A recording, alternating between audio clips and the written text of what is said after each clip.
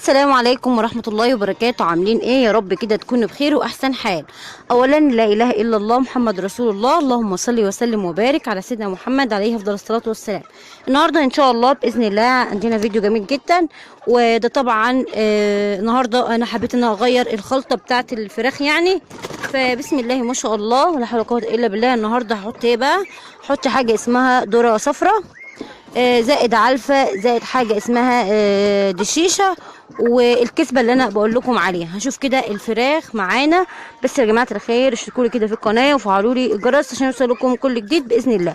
وحابين كده لايكات جميلة جدا للفيديو عشان الفيديو معانا يترفع. وجايبين كمان ليمون، احنا هندي ليمون بقى في المية النهاردة. ما فيش اي علاج ولا اي حاجة، هيكون علاج طبيعي جدا 100%. هنشوف دلوقتي مع بعض وارجع تاني ان شاء الله بإذن الله.